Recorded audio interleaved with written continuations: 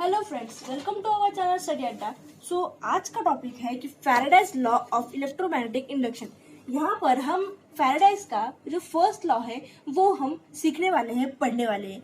तो सबसे पहले मैं स्टार्ट करती हूँ इसके डेफिनेशन से।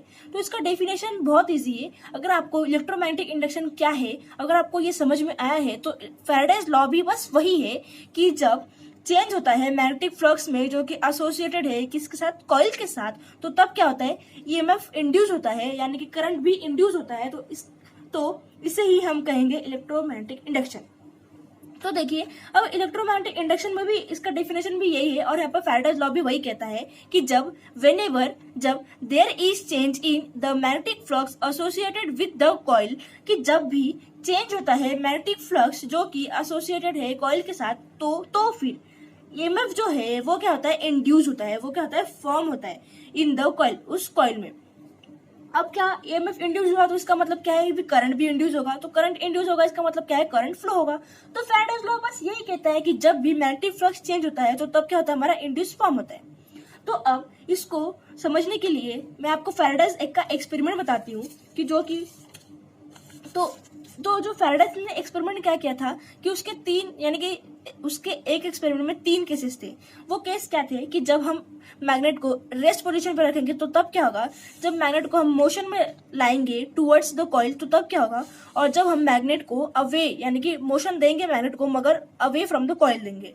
ओके, तो सबसे पहले केस तो जैसे कि मैंने बताया कि सबसे पहले केस में क्या है, जो मैग्नेट है वो एट रेस्ट पोजीशन है, तो तब क्या होगा, यहाँ पे उस फैराडाइज ने क्या किया था, एक मैग्नेट लिया और यहाँ पे कॉइल है और उस कॉइल को किससे कनेक्ट किया था, एक गैल्वेनोमीटर से।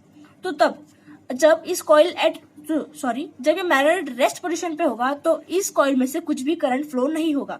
क्यों नहीं फ्लो हो रहा है, क्योंकि जो मैग्नेट है उससे जो एसोसिएटेड है हमारा मैग्नेटिक फ्लक्स, तो वो तो चेंज हो ही नहीं रहा है ना। तो इसके वजह से क्या होगा, हमारा गैल्वेनोमीटर जो है वो क्या होगा, डिफ्लेक्ट नहीं करेगा। क्यों नहीं करेगा, क्योंकि वहां पर करंट तो प्रोड्यूस हो ही नहीं रहा है। कि when the magnet is at rest with respect to coil, then the magnetic flux associated with the coil does not change and EMF is not induced in the coil. Therefore उसके वजह से क्या होगा, no current is flow and galvanometer does not show any deflection। जैसे कि मैंने बताया कि हमने इस मैग्नेट को मोशन नहीं दिया है तो जिसके कारण इस कॉइल में करंट फॉर्म नहीं हो रहा है। इंड्यूस करंट फॉर्म नहीं होने के कारण करंट भी फ्लो नहीं हो रहा और करंट फ्लो नहीं होने के कारण जो गैल्वेनोमीटर है वो डिफ्लेक्ट नहीं कर रहा है। मैंने यहाँ पे शॉर्ट में वही लिखा है कि मैग्नेट क्या है, रेस्ट पोजीशन पे है। सो जिसका मतलब ये है कि no change in magnetic flux. तो मैग्नेटिक फ्लक्स चेंज नहीं हो रहा है, इसका मतलब क्या हो रहा है कि ईएमएफ इंड्यूस नहीं हो रहा है। अब ईएमएफ इंड्यूस नहीं हो रहा है इसका मतलब क्या है, करंट फ्लो नहीं हो रहा है, और करंट फ्लो नहीं हो रहा है इसका मतलब क्या है कि जो गैल्वेनोमीटर है वो डिफ्लेक्शन नहीं दिखा रहा है।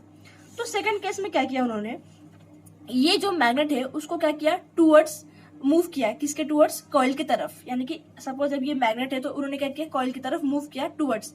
तो तब क्या होगा, मैग्नेट मूव टूवर्ड्स कॉइल। अब मैग्नेट टूवर्ड्स मूव किया किसके तरफ, कॉइल की तरफ, तो तब क्या होगा, जो फ्लक्स है वो क्या होगा, चेंज होगा मतलब क्या होगा, इंक्रीज होगा। अब ये मैग्नेट है, अब ये मैग्नेट को क्या किया उन्होंने, इस कॉइल की तरफ मूव किया। ओके, तो तब क्या होगा, जो फ्लक्स है वो क्या होगा, चेंज होगा। अब फ्लक्स चेंज होने के कारण क्या होगा, ईएमएफ जो है इंड्यूस होगा, क्योंकि फैराडाइज का तो फर्स्ट लॉ वही कहता है कि जब मैग्नेटिक फ्लक्स चेंज होगा तब ईएमएफ इंड्यूस होगा। अब ईएमएफ इंड्यूस होने के कारण जो करंट है वो फ्लो होना स्टार्ट हो जाएगा। करंट फ्लो होना स्टार्ट हो जाएगा, इसका मतलब क्या है, गैल्वेनोमीटर डिफ्लेक्शन दिखा देगा। मगर यहाँ पे पॉइंट नोट करने वाली ये बात है कि जो करंट जो है वो किससे फ्लो होगा, एंटी क्लॉकवाइज फ्लो होगा। अभी एंटी क्लॉकवाइज क्यों फ्लो होगा ये आपको लेंस लॉ बताएगा, जो कि मैं आपको नेक्स्ट वीडियो में बताने वाली हूँ। सो थर्ड पॉइंट की बात करते हैं, थर्ड केस की बात करते हैं कि जब ये जो मैग्नेट है वो मूव करेगा, उसका मैग्नेटिक फ्लक्स चेंज होगा, मगर ये जो मैग्नेट है वो क्या करेगा, अवे, यानी कि मूव करेगा away through the coil, from the coil. तो जब ये मूव करेगा तो ऑफकोर्स यहाँ पे मैग्नेटिक फ्लक्स जो है वो चेंज होगा। हाँ, मैग्नेटिक फ्लक्स चेंज मतलब डिक्रीज होगा, मगर क्या होगा, चेंज तो हो ही रहा है ना, डिक्रीज हो या इंक्रीज, मैग्नेटिक फ्लक्स क्या हो रहा है, चेंज तो हो ही रहा है। तो मैग्नेटिक फ्लक्स चेंज होने के कारण इस कॉइल में इंड्यूस ईएमएफ फॉर्म होगा। इंड्यूस ईएमएफ फॉर्म होने के कारण जो करंट है वो भी फ्लो होगा। करंट फ्लो होने के कारण गैल्वेनोमीटर डिफ्लेक्ट करेगा। मगर आपको पॉइंट नोट करने वाली यहाँ पर ये बात है कि जो करंट फ्लो होगा वो कैसे होगा, क्लॉकवाइज डायरेक्शन में फ्लो होगा। तो आपको ये समझ में आ गया होगा कि किस तरह से जो करंट है, जो इंड्यूस ईएमएफ है, वो फॉर्म होता है किसी कॉइल में, किसी सर्किट में।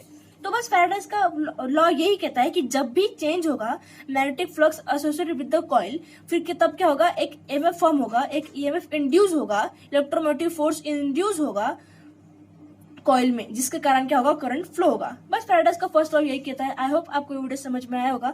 अगर आपको ये वीडियो समझ में आया होगा तो प्लीज हमारे चैनल को सब्सक्राइब कीजिए और हमारे इस वीडियो को लाइक कीजिए। Thank you so much.